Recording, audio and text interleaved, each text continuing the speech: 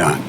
And folks, I'd be remiss if I didn't speak just a few minutes before I go to questions about Iran.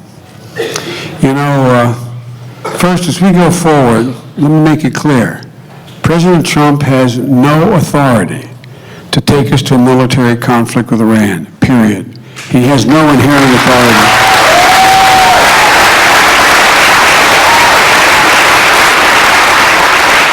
Taking a nation to war requires the informed consent of the American people through their Congress. Otherwise, it's an abuse of promise. The bottom line is, any further action against Iran requires congressional authorization. And I support the efforts by Congress to insist and assert their constitutional prerogative. Congressional leaders have to send a very clear message to the President. He does not have the authority to take us to war, another war in the Middle East, and they'll oppose them if he attempts to do so. The second point I'll make is, let's not forget how we got here. What he set in motion was set in motion and predictable.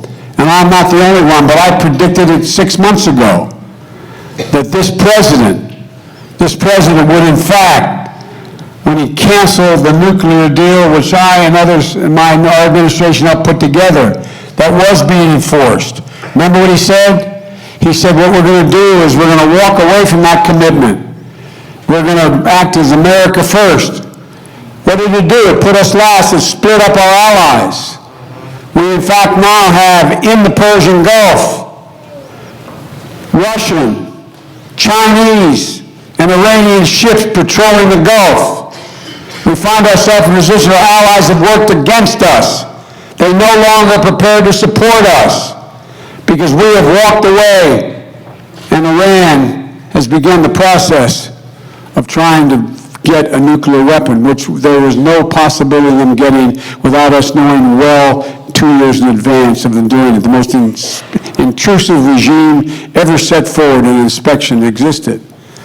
It was predictable what would happen. Making America first, in his view, put America alone. And so, folks, it's not a surprise that this cycle of violence began. And third, Soleimani, who headed up the Quds Force, their special forces in Iran, he does have American blood on his hands. So don't mourn his passing. But the administration has given us no confidence they have any plan or strategy in place for what to do next. None. This president said he's made us safer, yet they're ordering evacuation of American citizens from Iraq and around the entire region. He said he did this to stop a war. It's moved us precipitously close to an all-out war. We're sending 1,000 more troops, combat troops, into the area. And if, God forbid, war breaks out, we'll have over 100,000 troops. And we're not talking about a nation with 6 million people, 40 million people. You're a veteran of Vietnam, and I want to thank you for your service, but the last thing we need is another war in the Middle East. And folks,